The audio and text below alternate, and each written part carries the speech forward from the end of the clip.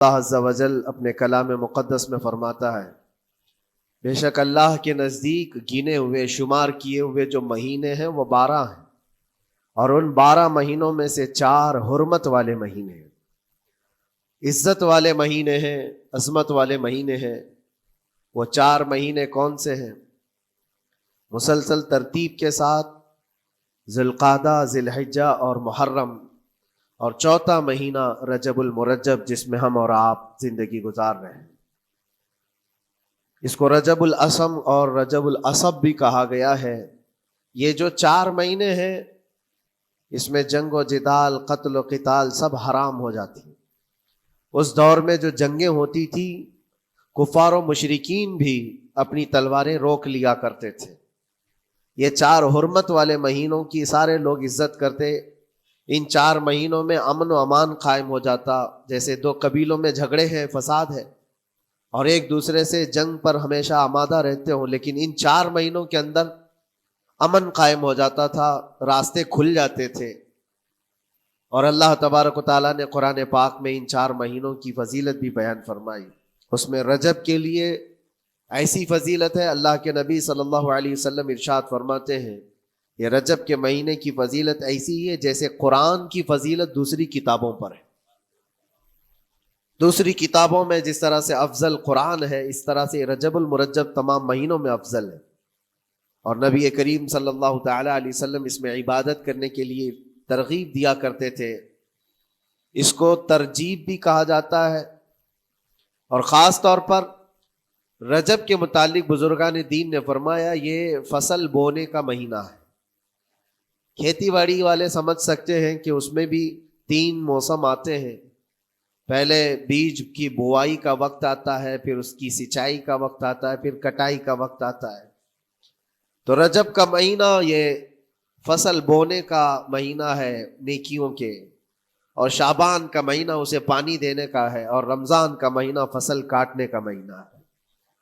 اور رجب کا مہینہ آتے ہی اللہ کے نبی صلی اللہ تعالی علیہ وسلم یہ دعا فرمایا کرتے تھے، اللہم بارک لنا فی رجب و شعبان و بلغنا رمضان۔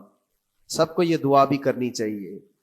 حضور اکرم صلی اللہ تعالی علیہ وسلم یوں عرض کرتے کہ اے اللہ، رجب اور شعبان میں تو ہمیں برکت عطا کر اور ہماری زندگی کو رمضان تک پہنچا دے۔ اب رجب آپ نے دیکھ لیا ہے تو اب کثرت سے یہ دعا کرو کہ مولا اس زندگی کا رمضان ہم سے جانے نہ پائے، رمضان تک ہماری سانسوں کو پہنچا دے۔ یہ دعا کثرت سے ہر نماز کے بعد بھی ہونی چاہیے رجب آتے ہی۔ میرے عزیزوں، یہ عبادتوں کا موسم شروع ہو چکا ہے، اور سب جانتے ہیں رجب کے بعد پھر ہمارے ہاں مسلسل ایسی شب بیداریاں اور عبادت کے موسم نظر آنے لگتے ہیں۔ پھر شعبان بھی، اس میں رجب میں بڑی رات آتی ہے، شب معراج، اور اس کے بعد شعبان میں شب برات، پھر اسی طرح رمضان کا موسم بن جاتا ہے۔ تو اب یہ موسم بنانے کا وقت آ چکا ہے۔ تو سب سے پہلی چیز یہ ہے کہ میرے عزیزوں، فصل کے بونے کے لیے کن چیزوں کی ضرورت ہوتی ہے، اس چیز کا خیال رکھیے۔ بیج اگر کھوٹا ڈالے ہو اور ویسی ہی فصل آنے کا انتظار کرو گے تو پھر نہیں ہوگا۔ بیج کو کھرا اور خالص ہونا چاہیے۔ جو نیکیاں کرنا چاہ رہے اس کو صاف ستھرے اچھے ماحول میں کیے جانے چاہیے۔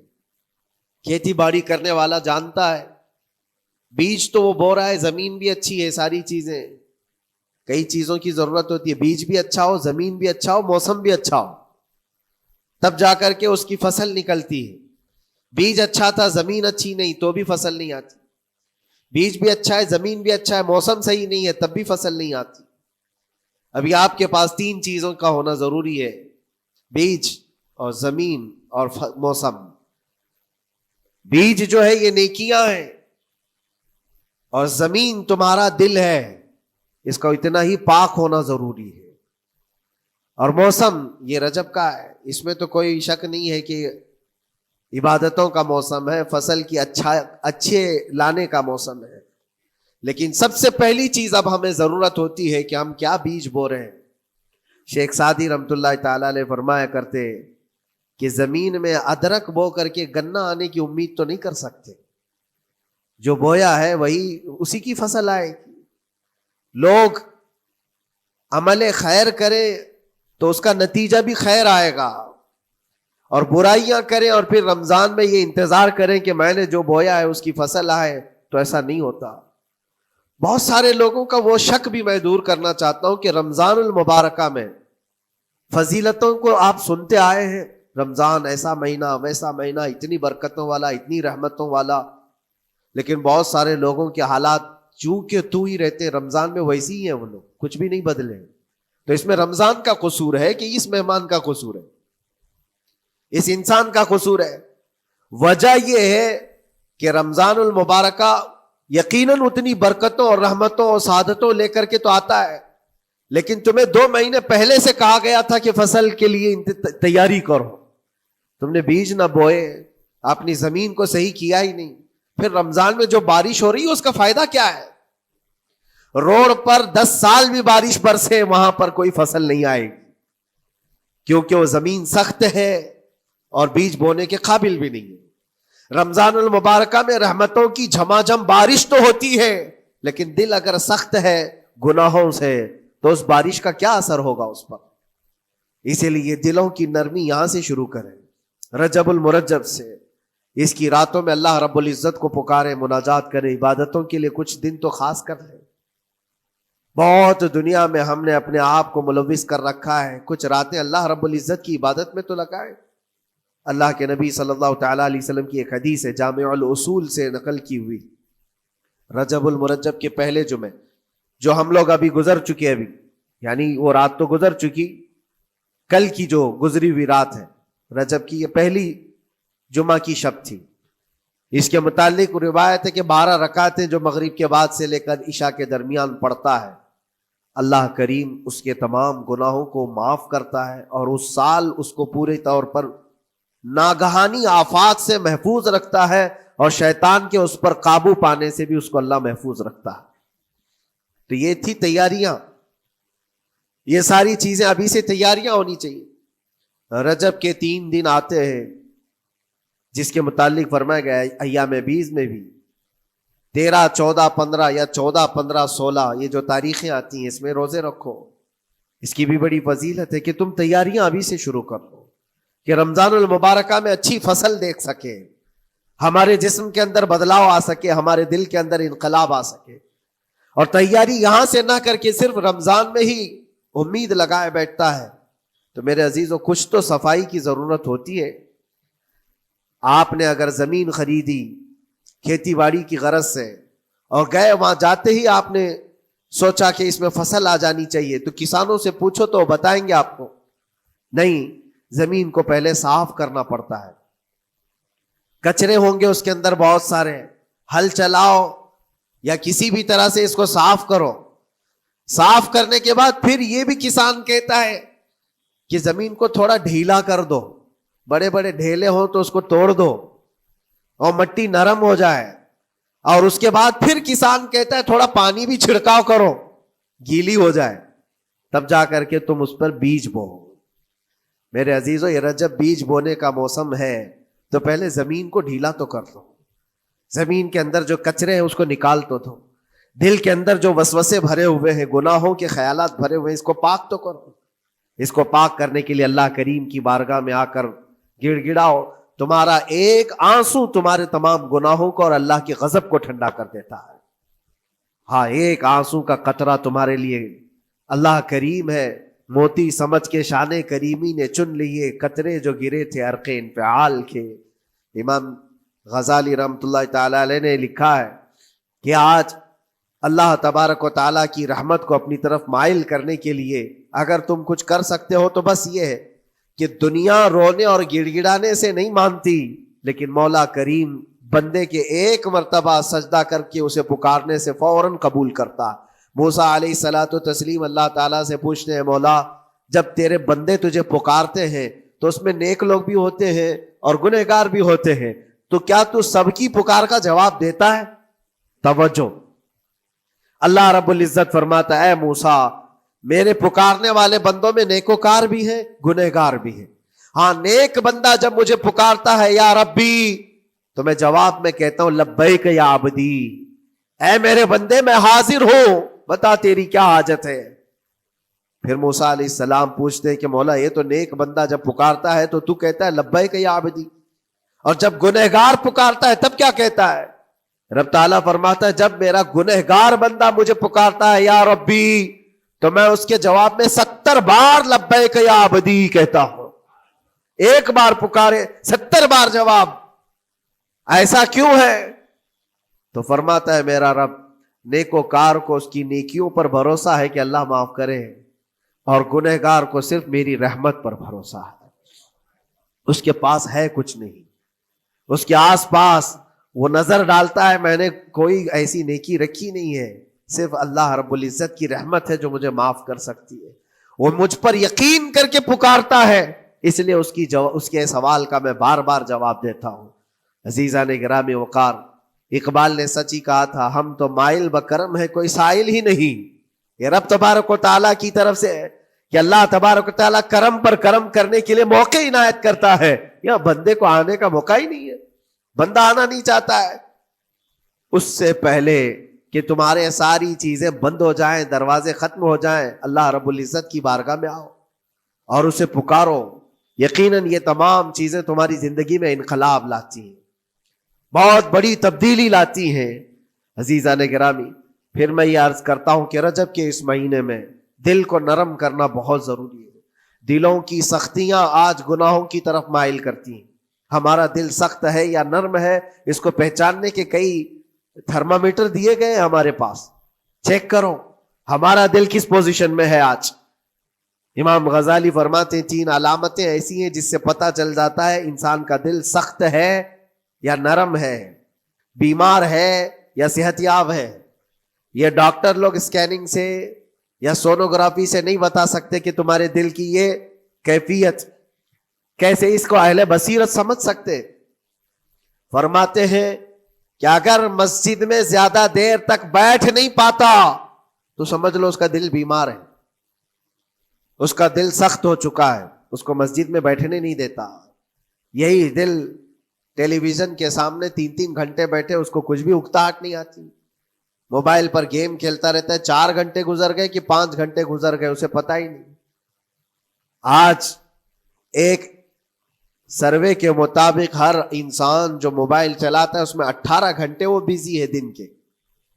کئی جگہوں پر ایسے حالات آئے 18 گھنٹے دن میں ہوتے ہی ہے 24 گھنٹے, جس میں 6 گھنٹے اگر آرام کے نکالے تو باقی پورے 18 گھنٹے کیسے انسان بیزی رہ سکتا ہے؟ اس میں کھانا بھی ہے, پینا بھی ہے, حاجتیں بھی ہیں. لیکن سروے کے مطابق یہ بھی بات آئی ہے کہ 18 گھنٹے کنزیوم کرتے ہیں. میرے عزیزوں, اس میں کوئی اکتاہٹ اور اس میں کوئی ملال نہیں آتا, بیزارگی نہیں آتی. اور اللہ کے گھر میں یا فرض سے نماز سے ابھی سلام پھیرا کیا کہ بھاگنے کی تمنا ہوتی ہے. کئی جگہوں پر تو ایسا ہے. اسی لیے اللہ کے نبی صلی اللہ تعالی علیہ وسلم کی ایک حدیث میں سناتا ہوں. ارشاد فرماتے 2 چیزیں کسی منافق کے اندر جمع نہیں ہو سکتی. 2 چیزیں منافق آدمی کے اندر آ ہی نہیں سکتی. وہ کیا چیزیں؟ حضور پاک صلی اللہ تعالی علیہ وسلم فرماتے اچھے اخلاق منافق کے اندر نہیں آتے, اور اللہ کی اور اس کے رسول کی ہر بات پر یقین, یہ منافق کے اندر نہیں آ سکتے. اور منافق کی یہ علامتیں بتاتے بتاتے میرے نبی نے یہ فرمایا, دیکھنا کہ مسجد میں منافق سب سے اخیر میں آئے گا اور سب سے جلدی بھاگے گا. اس کا دل نہیں لگتا, دل سخت ہو چکا ہے. اور بازار میں سب سے پہلے جائے گا اور سب سے لاسٹ میں نکلے گا. بازار اس کے دل لگنے کی جگہ ہے, اس کے وہاں پر تفریح کی جگہ ہے. اور مومن کی علامت یہ فرمایا کہ مومن مسجد میں جلدی آتا ہے اور دیر سے جاتا ہے, اس کا دل لگا رہتا ہے. اور مومن بازار میں لوگوں کے شروعات میں نہیں, اپنی ضرورت کے مطابق گیا اور نکل آیا. اور فرماتے ہیں میرے آقا صلی اللہ علیہ وسلم روئے زمین پر سب سے اچھی جگہوں میں سے کوئی جگہ ہے تو اللہ کا گھر ہے, مسجد ہے. اور سب سے بری جگہوں کے متعلق فرمایا وہ بازار ہے. اب یہاں پر دلوں کے متعلق میں عرض کر رہا ہوں کہ کس کا دل کس پوزیشن میں ہے, اسے آج خود آزما لینا چاہیے. دوسری علامت امام غزالی فرماتے ہیں قرآن پاک کھولے گا وہ صفحہ 2 صفحہ سے زیادہ پڑھ نہیں پائے گا، بند کرنے کا دل کرے گا۔ یہ تو چھوڑو اٹھانے کے بعد پڑھنے نہ پڑھنے کی بات ہے، کچھ تو چھونا بھی نہیں چاہتے، اٹھاتے ہی نہیں۔ سال پورا ہو گیا تو قرآن پکڑتے نہیں، تو پھر دل کی کیفیت کیا ہو چکی ہوگی؟ دل کیسا مریض ہوگا؟ بعض لوگ ہم سے یہ کہتے بھی تھے کہ حضرت پڑھنا تو آتا نہیں، کیا کریں گے قرآن کا؟ کہا اٹھانا تو آتا ہے۔ میں نے ان سے پوچھا قرآن اٹھانا تو آتا ہے، جب قسم کھانے کی بات ہوتی ہے تو کیسے قرآن اٹھا لیتے ہو، سر پہ رکھ لیتے ہو؟ اسی طرح سے قرآن کو ہی اٹھا کر کے سینے سے لگا کر اللہ کی بارگاہ میں دعا کرو کہ مولا میرے دل کے دروازے کھول دے۔ اور قرآن کوئی سخت چیز نہیں ہے، اللہ وعدہ فرما رہا ہے ہم نے قرآن یاد کرنے کے لیے آسان بنایا ہے۔ کوئی یاد کرنے والا؟ وہ خود قرآن تمہارے دل میں اتر جائے گا۔ کوشش کرو۔ دل کی بیماری کی 2 علامتیں میں نے بتایا، اگر بیمار دل ہے تو زیادہ یہاں بیٹھ نہیں سکتا اور زیادہ دیر قرآن پڑھ نہیں پاتا۔ تیسری بات فرماتے ہیں کہ تیسری علامت یہ ہے کہ ہمارا دل اگر سخت ہو چکا ہے تو جیب میں پیسے ہوں گے لیکن کوئی مانگ رہا ہوگا اللہ کے نام پر، دینے کی طبیعت نہیں ہے، کہیں دینے کی طبیعت نہیں کرتی۔ اور یہ چیز ہاتھ اٹھانے کو تمہارا دل نہیں کرتا تو سمجھ جاؤ کہ دل بیمار ہے۔ اور دل کی بیماری لے کر کے اگر کوئی رجب میں سوچتا ہے کہ میں بیج بوؤں گا تو کیا فائدے کا؟ زمین سخت ہے، زمین سخت ہے، اور اس پر بارش بھی ہوگی تو کچھ فرق نہیں پڑتا، فصل نہیں آئے گی۔ دل کو نرم کرو۔ اور ایک علامت میں بتاؤں، اور ایک علامت کہ دل نرم ہے یا سخت ہے، اس کی ایک علامت یہ بھی ہے، اللہ کا جب ذکر کرے، جنت کا جب ذکر کرے، جہنم کے عذابات کا ذکر کرے، قبر کے معاملات کا ذکر کرے، حشر کے سوالات کا ذکر کرے، تو اس کی آنکھیں ڈبڈبا جائیں اور آنسو نکل آنے لگیں۔ قرآن کی آیتیں سن کر کے اس کا دل ہلنے لگے اور آنسو آ گئے تو سمجھ جاؤ کہ اس کا دل نرم ہے، ابھی اس کا دل بیمار نہیں ہوا، ابھی اس کا دل بیمار نہیں ہوا۔ لیکن یہاں تو پوزیشن الگ ہے، سچویشن الگ ہے۔ ہم تو پتہ نہیں کن کن چیزوں میں رو لیتے ہیں، لیکن اللہ کا کلام سنتے ہوئے کسی کے کان پر جوں بھی نہیں رینگتی۔ لوگ تو گانوں پر تھرکنے والے اور نغموں پر اچھل کود کرنے والے وجد کی بات کرتے ہیں، لیکن اللہ کا کلام پڑھنے پر کوئی کسی کو وجد کیوں نہیں آتا؟ یہ ایمان کی علامت ہے۔ قرآن میں اللہ نے فرمایا اذا تلیت علیہم آیاتہ زادتہم ایمانا، جب اللہ کی آیتیں ان پر تلاوت کی جاتی ہیں، مومنین پر، ان کا ایمان بڑھ جاتا ہے۔ کیا آپ امام کے پیچھے قرات سن کر کے اپنے دل میں ہلچل محسوس کرتے ہیں؟ سننے کی طبیعت کرتی ہے؟ بلکہ ادھر نماز پڑھ کر کے جانے کے بعد آدھے گھنٹے کے بعد پوچھے آج پہلی رکعت میں کیا پڑھا تھا، دوسری رکعت میں کیا پڑھا، آپ کو پتہ ہی نہیں رہتا، یاد ہی نہیں امام صاحب کیا پڑھ رہے تھے، میں تو دکان کا حساب کتاب کر رہا تھا، کیا خبر ہے کہ انہوں نے کیا پڑھا۔ تو قرآن کو توجہ سے پڑھے ہوتے تو تمہارے دل میں بھی وہ باتیں اثر کر رہی ہوتی۔ میرے عزیزوں، کتنے ایسے لوگ ہیں جو صرف اور صرف قرآن پاک کی تلاوت کی وجہ سے دلوں کو نرم کر دیا گیا ہے۔ میں اسی بات پر آج فوکس کر کے ختم کر دوں گا۔ رجب المرجب بیج بونے کا موسم ہے تو دل کے نرمی کے ساتھ ہی بیج بو، کیونکہ یہ زمین ہے تمہاری، اور زمین نرم نہ ہو تو کتنی بھی نیکیاں کرو کیا فائدے کی؟ دل سخت ہے، گناہوں سے لبریز ہے، اور دل کو نرم کرنے کا علاج 2 چیزیں بتائی گئی، کریں گے انشاءاللہ۔ 2 چیزیں بڑی آسان ہیں۔ اگر دل کو نرم کرنا ہے تو 2 چیزیں فرمائی گئی، کثرت سے قرآن پاک کی تلاوت کرو یا کثرت سے میرے نبی پر درود پاک پڑھا کرو۔ 2 چیزیں کر کے دیکھو، تمہارا دل نرم ہو جائے گا۔ اور بھی دوسری علامت، دوسرے علاج بھی میرے آقا نے فرمایا۔ ایک صحابی آئے تھے، انہوں نے عرض کیا یا رسول اللہ صلی اللہ علیہ وسلم، لوگ آپ کے پیچھے نماز پڑھتے ہیں تو زاروں قطار رونے لگتے ہیں، جب آپ دعا کرتے ہیں تو وہ دھاڑے مار کر کے روتے ہیں، میں کبھی رو نہیں پاتا، میرا رونا نہیں آتا، میں بھی قرآن سنتا ہوں، میں بھی آپ کے پیچھے نماز پڑھتا ہوں۔ تو حضور پاک صلی اللہ علیہ وسلم نے فرمایا تمہارا دل سخت ہو گیا ہے، تمہارا دل سخت ہو گیا ہے۔ انہوں نے کہا کیا کروں، علاج کیا ہے اس کا؟ وہ مسیحائے امت ہے میرے آقا، ہر ایک کا علاج جانتے ہیں، کس کو کون سا علاج دینا ہے۔ نبی پاک صلی اللہ تعالی علیہ وسلم فرماتے ہیں جاؤ کسی یتیم بچے کے سر پر ہاتھ پھیرو، اللہ تمہارا دل نرم کرے گا. ان کے لیے وہ علاج رکھا گیا تھا. جس کو جیسا علاج بتایا میرے آقا صلی اللہ علیہ وسلم نے، کسی یتیم کے سر پر ہاتھ پھیرو دل نرم ہوگا. لیکن دل کے نرم ہونے کے علاج اللہ کے نبی صلی اللہ علیہ وسلم کے شفا خانے میں ہے. ہاتھ سے آپ کثرت سے درود پاک پڑھو، پھر دیکھو آپ کے دل کے اندر انقلاب آتا ہے یا نہیں آتا. آپ کے چہرے کا نور بڑھ جائے گا، زبان کا اثر بڑھ جائے گا، عمل خیر کی طرف رغبت بڑھ جائے گی. کثرت سے جب بندہ حضور پاک صلی اللہ علیہ وسلم پر درود پڑھتا ہے، اس کی زبان سے جھوٹ نکل جاتا ہے، گالی اس کی زبان پر نہیں آ پاتی ہے، کیونکہ وہ پاک کرتا چلا جاتا ہے اپنی زبان کو اللہ کے نبی کا نام لے کر کے. میرے عزیزو، اس میں دقت کیا ہے درود پاک کثرت سے پڑھنے میں؟ آپ جہاں چل رہے ہو، پھر رہے ہو، اٹھ رہے ہو، بیٹھ رہے ہو، انتظار میں ہو، سونے کے لیے جا رہے ہو، زبان ہی تو ہلانا ہے میرے نبی پاک صلی اللہ علیہ وسلم کی بارگاہ میں درود پڑھ کر کے. اور ضروری نہیں ہے کہ بہت لمبے لمبے درود پاک آپ کو یاد کرنے ہو. صلی اللہ علیہ وسلم بھی پڑھ لیا تو یہ درود پاک ہے، یہ درود پاک ہے. یا تو پھر الصلاۃ والسلام علیک یا رسول اللہ کہتا ہے تو یہ بھی درود پاک ہے. درود پاک ہے یہ. اور دل کو جب نرم ہو جائے گا تو انشاءاللہ العزیز آپ اس کے اثر بھی دیکھیں گے، اس کے اثر بھی دیکھیں. کیسے کیسے لوگوں کی بات میں کروں میرے عزیزوں. آپ کو پتا ہے تاریخ کے اوراق الٹ کر کے دیکھو. ایک صحابی حضرت نعیم وہ راستے پر گزر رہے تھے، دیکھا ایک کڑیل جوان مکہ کا جس کو سارے لوگ دیکھ کر پہلوان کہتے اور ڈرتے تھے، گھبراتے تھے. 27 سال کا کڑیل جوان ہے اور ہاتھ میں تلوار کھینچے ہوئے تیزی سے آ رہا ہے. یہ پہلوان کوئی اور نہیں عمر ابن خطاب ہے.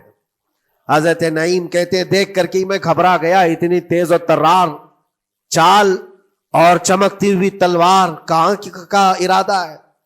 پوچھا حضرت نعیم نے کہاں جا رہے ہو؟ عمر ابن خطاب نے کہا محمد کا قتل کرنے جا رہا ہوں. معاذ اللہ رب العالمین. اس لیے کہ ایمان لائے ہوئے نہیں تھے. یہ دلوں کی سختیاں ہیں، یہ دلوں کا منجمد ہونا بتا رہا تھا کہ وہ نبی پاک صلی اللہ علیہ وسلم کے قتل کے لیے نکلے. حضرت نعیم نے صرف راستہ روکنے کے لیے ان سے کہا ان کا بعد میں قتل کرنا، پہلے تیری بہن اور بہنوی کا گھر بھی دیکھ لے، وہ بھی تو کلمہ پڑھ رہے ہیں، وہ بھی تو کلمہ پڑھ رہے ہیں اسی رسول کا. تو غصہ اور بڑھ گیا کہ میرے گھر میں یہ ہو چکا ہے، میں تو جس کا قتل کرنے جا رہا ہوں وہ میرے گھر تک آیا ہوا ہے. کہا پہلے میری بہن اور بہنوی کا کام تمام کرتا ہوں. اسی غرض سے وہ آئے تھے. اور جس وقت اپنے بہن کے گھر کے باہر کھڑے تھے، اتفاق ایسا کہ اندر سے قرآن کے پڑھنے کی آواز آ رہی تھی. ایک صحابی حضرت خباب وہ قرآن پڑھا رہے تھے حضرت عمر کی بہن کو اور ان کے بہنوی کو. اور کیا بہترین انداز رہا ہوگا جو رسول اللہ سے ڈائریکٹ سنے ہوئے لوگ تھے. اللہ کا کلام اترا ہوا ہے جن کے اوپر، وہ اس وقت حاضر رہے ہوئے لوگ ہیں، قرآن کو پڑھ رہے تھے. طٰہٰ ما انزلنا علیک القرآن لتشقی الا تذکرۃ لمن یخشی. عرب لوگ اچھی طرح سے جانتے تھے ایک ایک حرف کا معنی کیا ہوتا ہے، وہ عربی جانتے تھے، ان کی مادری زبان تھی. اور اس قرآن کے اندر جو مٹھاس تھی، عمر ابن خطاب کان لگا کر سنتے رہے سنتے رہے سنتے رہے. لیکن غصہ جو اندر سے تھا، دل کی جو سختی تھی، آئے تھے مارنے کے لیے، دروازہ زور زور سے ٹھوکنے لگ گئے. اندر لوگ ڈر گئے. حضرت خباب کو چھپا دیا. بہن اور بہنوی نے دروازہ کھولا. دروازہ کھلتے ہی ان پر حملہ آور ہو گئے. عمر ابن خطاب مارا، اپنے بہنوی کو بہت مارا کہ تم یہ کیا کر رہے ہو، دین بدل چکے ہو، یعنی تم یہاں سے نکل کر کے دوسری جگہ چلے گئے ہو، صحابی ہو گئے ہو. اپنی بہن کو بھی مارا یہاں تک کہ ان کی ناک پھٹ گئی. جب لہو لہان ہو گئے تو عمر ابن خطاب نے دیکھا کہ میں اپنی بہن اور اپنی بھائی کو مار رہا ہوں. پھر تھوڑی دیر کے لیے دل میں رحم آیا. اور دل میں رحم آیا کس چیز کا، کس چیز کی وجہ سے نرم ہوا دل میرے عزیزوں؟ بھائی اپنے بہنوی کی اور اپنی بہن کی پٹائی کو دیکھ کر کے نہیں، ان کو دیکھا تھوڑی دیر کے بعد اور کہا چلو چھوڑو جانے دو، جو ہوا سو ہوا. لیکن جو تم لوگ پڑھ رہے تھے میرے آنے کے وقت مجھے دوبارہ پھر سے سنا تھا. وہ کیا کلام تھا، وہ کون سا کلام تھا؟ اتنا سننا تھا کہ بہن نے محسوس کر لیا کہ دل کی نرمی کا دروازہ کھل چکا ہے. یہ قرآن ہے جس نے دلوں کے دروازے کھولے ہیں. مکہ والوں کے قرآن ہے، دل کی نرمی کی طرف دروازہ کھل چکا ہے. تو عمر ابن خطاب سے کہا کہ تم غسل کر لو، تم پاک ہو جاؤ، ہم قرآن تمہیں سناتے ہیں. اور انہیں پاک کیا گیا. تو حضرت خباب جلدی سے باہر آئے، کہا میں سناتا ہوں. حضرت عمر کو جب یہ آیتیں سنائی گئی جھوم کر کے سننے لگے. قرآن کی وہ آیتیں 16 یا 17 آیتیں ہی سن پائے تھے کہ ان کے جسم کے اندر راشا تاری ہوا، کپ کپی آئی. کہا کہ چلو محمد کے پاس صلی اللہ تعالی علیہ وسلم، مجھے لے کر کے چلو، میں ان سے بات کرنا چاہتا ہوں. میرے عزیزو، بھائی اور بہنوی اور بہن لے کر کے چلے. اور اس وقت حالات سخت تھے مکہ کے. حضور پاک صلی اللہ تعالی علیہ وسلم کے پاس 39 صحابہ تھے جو ایمان لائے ہوئے، اور پہرے داری میں امیر حمزہ کھڑے رہتے تھے کہ کوئی آئے گا تو میں اس کی برابر خبرگیری کروں گا. عمر ابن خطاب کو تلوار لٹکاتے ہوئے آتے دیکھا تو صحابہ گھبرا گئے. مکہ کا بڑا پہلوان ہے، اس کو بھڑکا کر کے لوگوں نے بھیج دیا ہوگا، اب کیا ہوگا؟ یہ پٹائی بہت بری طرح سے سب کی کرے گا، غریب صحابہ ہیں، اور حضور پر ہاتھ نہ اٹھا دے. سب ڈرنے لگے. حضور پاک صلی اللہ علیہ وسلم سے آ کر کہنے لگے کہ یا رسول اللہ صلی اللہ علیہ وسلم، عمر آ رہا ہے اور ہاتھ میں تلوار ہے. اللہ کے نبی صلی اللہ علیہ وسلم نے فرمایا وہ میری گردن نہیں، اپنی گردن دینے آ رہا ہے.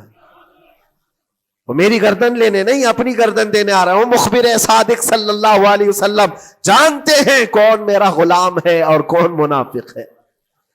عمر ابن خطاب آئے تو حضور نے فرمایا راستہ دے دو. آتے ہی انہوں نے تلوار زمین پر پھینک دی. چہرے جمال جہاں آرا کو دیکھا. حضور پاک صلی اللہ تعالی علیہ وسلم سے پوچھا، پھر وہ آیتیں سنائے. اب سوچو میرے عزیزو، صحابی سے سننا، یہاں تو ہم قاری قرآن سے سنتے ہیں قرآن کی آیتیں. 1400 سال کے بعد آج بھی قرآن کا وہ اثر لگتا ہے دل کے اوپر. یہ ان سے جو 1400 سال کے بعد جس قاری قرآن سے سنا وہ تو صحابہ سے سنے تھے، اور صحابہ سے بڑھ کر کے اللہ کے نبی سے جو قرآن سنا ہو، خود نبی پاک کی زبان اقدس سے. اور جب اللہ کے نبی صلی اللہ تعالی علیہ وسلم نے آیتیں تلاوت کی، عمر ابن خطاب کی آنکھوں سے آنسو شروع ہو گئے. زار و قطار رونے لگے اور پھر پکار کر کہا اشہد ان لا الہ الا اللہ واشہد انک رسول اللہ.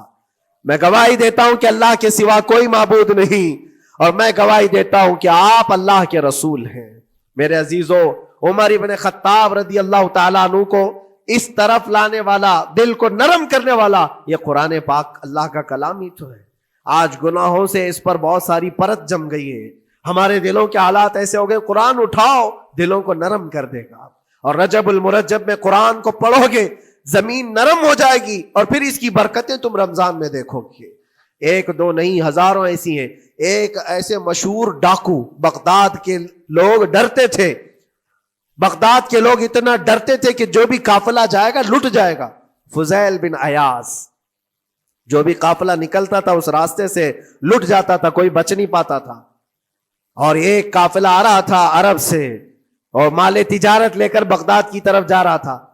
تو قافلے والوں نے یہ مشورہ کیا کہ یہ جو قافلہ جا رہا ہے یہ اس راستے سے جا رہا ہے. فضیل بن عیاض ڈاکوؤں کا سردار وہاں رہتا ہے، بہت سارے ڈاکو اس کے ساتھ ہیں، وہ تو رہزن ہے، راستے پر روک کر کے مال لوٹ لیتے ہیں. تو قافلے میں ایک قاری قرآن تھے. انہوں نے کہا ٹھیک ہے، اب راستے پر آ ہی چکے ہیں تو کیا کر سکتے ہیں، چلو بیٹھ کر کے نکلتے ہیں. میں قرآن کی تلاوت کرتا رہوں گا اونٹ پر بیٹھ کر کے، اللہ کریم اس برکت سے ہمارا راستہ آسان کر دے گا. قاری قرآن نے قرآن کی تلاوت شروع کر دی. اور جب وہ راستہ آیا جو فضیل بن عیاض کا تھا، فضیل بن عیاض ایسی ڈاکہ زنی اور ایسی رہزنی میں مشہور آدمی، جن کے آس پاس، جن کے ہاتھ کے نیچے 1000 سے زیادہ ڈاکو کام کرتے ہوں. بغداد پورا ڈرتا تھا، پورے راستے وہاں پر کوئی بھی سلامت نہیں جا پاتا تھا. اس راستے پر ایک قاری قرآن جب آیا، میرے عزیزو تلاوت کیا کر رہا تھا؟ سورۃ الحدید کی آیت تھی، الم یأن للذین آمنوا ان تخشع قلوبهم لذکر اللہ. وہ قرآن کی آیت ہے. اللہ کے کریم فرماتا ہے کیا ایمان والوں کے پاس ابھی وہ وقت نہیں آیا کہ اللہ کا ذکر سنتے ہی یا اللہ کا ذکر ہوتے ہی ان کا دل کانپنے لگ جائے، ان کا دل ہلنے لگ جائے. فضیل بن عیاض کے کانوں میں یہ آیت پڑھ رہی تھی. قاری قرآن بار بار اس آیت کو پڑھ رہا تھا. کیا وہ وقت ابھی ایمان والوں کے پاس نہیں آیا کہ وہ اللہ کے ذکر سے دہل جائیں؟ اتنا اثر کر گئی آیت اتنا اثر کر گئی. فضیل بن عیاض نے ہتھیار پورے پھینک دیے اور چیخ چیخ کر کے کہنے لگا آن لنا ربنا آن لنا ربنا، اے میرے رب وہ وقت آ چکا ہے، اے میرے رب وہ وقت آ چکا ہے. سارے ڈاکوؤں سے کہا سجدہ ریز ہو جاؤ، اس لیے کہ اللہ کا کلام ہمیں بلا رہا ہے. برسوں سے ڈاکہ زنی کرنے والے، برسوں سے راستے لوٹنے والے، قرآن کی ایک آیت نے دل بدل دیا. دل کے ایسا انقلاب آیا، سب کچھ چھوڑ دیا اور اس کے بعد نکلے. اللہ اکبر. جانتے ہو فضیل بن عیاض کون ہے؟ فضیل بن عیاض وہ ہے جن کا نام لیتی سرکار غوث پاک بھی ادب کیا کرتے تھے. فضیل بن عیاض اللہ تبارک و تعالیٰ نے ولایت کا وہ مقام عطا کر دیا. بڑے بڑے اولیاء کرام ان کے پاس آنے لگے. اپنے زمانہ جوانی کا زمانہ ڈاکہ زنی میں گزرا تھا، لیکن جب پھر وقت آیا توبہ کا اور دل کے بدلنے کا تو اللہ کا نے وہ مقام دیا. تاریخ میں آج بھی موجود ہے کئی سلسلے ایسے، سلسلے چشتیہ میں، اور کئی سلسلے ایسے ہیں جو فضیل بن عیاض سے ہو کر حضور پاک تک پہنچتے. فضیل بن عیاض ان کا نام ہے. اسی لیے میں کہتا ہوں میرے عزیزوں، قرآن پاک یہ دلوں کو نرم کرنے کا سب سے بڑا علاج ہے. زمین کو نرم کر دو اور اس کے بعد پھر بیج بو. دیکھو اسی لیے اقبال نے کہا تھا ذرا نم ہو تو بڑی زرخیز ہے یہ مٹی ساقی. یعنی یہ زمین تھوڑی سی نرم ہو جائے تو اس میں تو سونا چاندی یہ اگل سکتی ہے. تمہارے پاس ایمان کی دولت ہے، اللہ کریم کی ذات پر یقین ہے، حضور پاک صلی اللہ تعالی علیہ وسلم کی محبت ہے، سب چیزیں تمہارے پاس ہے. تھوڑا دل کو نرم کرنے کی ضرورت ہے. گناہوں سے باز آ جاؤ، اللہ کریم کی بارگاہ میں گڑ گڑاؤ اور قرآن پاک اٹھا لو ایک مرتبہ. اور پڑھ نہیں پاتے تو انگلیاں تو پھیرو. قرآن پر دیکھنا بھی تو عبادت ہے، اس پر نظر جمانا بھی عبادت ہے. اللہ کا کلام سمجھ کر کے تم نے اٹھایا ہے تو جانتے ہو قرآن عظیم کل قیامت کے دن جس کی شفاعت کے لیے کھڑا ہو گیا، میرے آقا فرماتے پھر اس کو جہنم میں کوئی چیز نہیں لے جا سکے گی. جس کو قرآن اور رمضان سفارش کر دے پھر اس کو جہنم میں دوسری کوئی چیز نہیں لے جائے گی. اور جس کے خلاف کھڑے ہو گئے پھر اس کو جنت میں کوئی چیز نہیں لے جائے گی. اس لیے میرے عزیزو اپنے دلوں کی نرمی کا یہ وقت ہے رجب المرجب، اور سب سے بہترین موقع ہے، عبادتوں کا موسم ہے. اور ساتھ ساتھ میں یہ بھی کہوں گا کہ اب ہم رجب المرجب کے ابتدائی دنوں میں ہیں، اور سنیوں کے لیے ایک بہت بڑی بات ہے کہ سرکار غریب نواز کی چھٹی بھی اسی میں موجود ہے، جو دلوں کو نرم کرنے کے لیے ہی تو آئے تھے. ہندوستان جو تشریف لائے تھے کس کام کے لیے آئے تھے؟ انہوں نے اپنے ذکر کی مجلسوں سے، اپنے واعظ و نصیحت سے ہزاروں کے دلوں کو نرم کیا ہے.